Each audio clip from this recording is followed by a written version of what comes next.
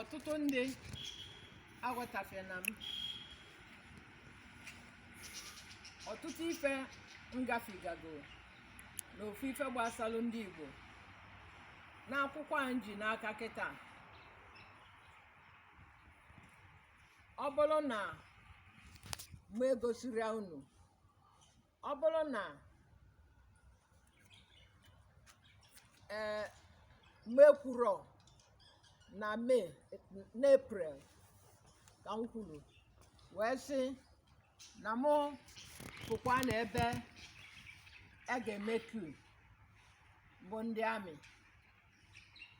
n'ọnwa dị na 27th of August 1985. Ọ bụ na m ekwuru ya,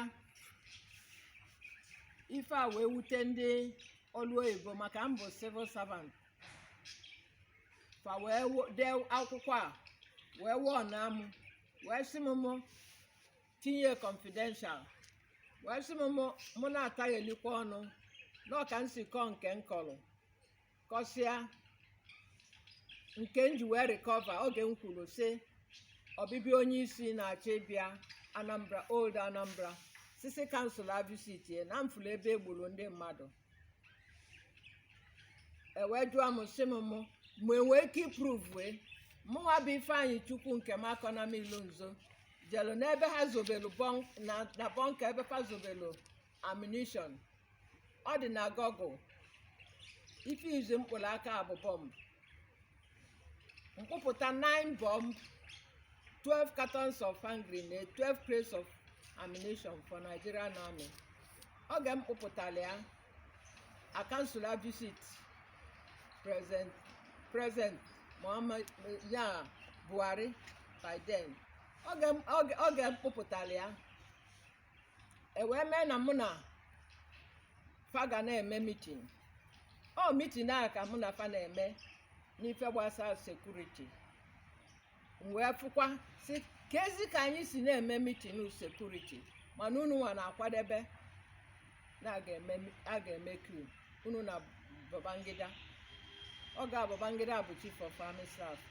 Onye bụ na fa asị m na fa delu m ife a maka na asị m mbọsị a oge president mesi bịa ife ọbụla mfọ mụmụ delu ebe civil service commission civil service commission ndezelu sifa na mfụrụ na ga-eme coup. Ọfọma buturu n'ọkwa nye m warning mesịa ife a mfụrụ n'April. Etu afa si dekwa fa dekwara ede ebe a na m fụrụ nọ a ga-eme coup na mfụrụ na ga-eme coup na 27th. Oge faji wee delu m akwụkwọ a,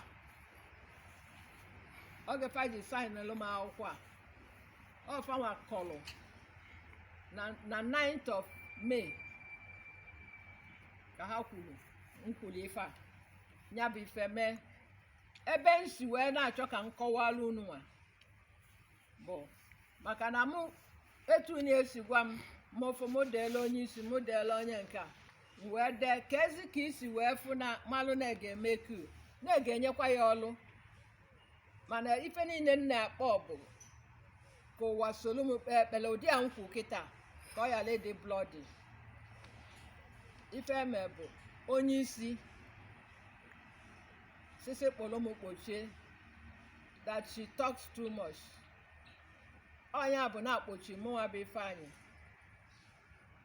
bido n'oge a ha ji wee delu m akwụkwọ. Bido na oge a njefu ya wee rue mbọsị ini ọ bụ na-emelu coup. Asị m mapụta nsịfa na mama apụta fa kwe m nkwa nwere ofe delu m ma simenti ma ife ọbụla ife ga-enye m wee ife kọwala ife niile nsịfa na ha ga-asaịnụ na ha ga-hand gọọmenti over without bloodshed.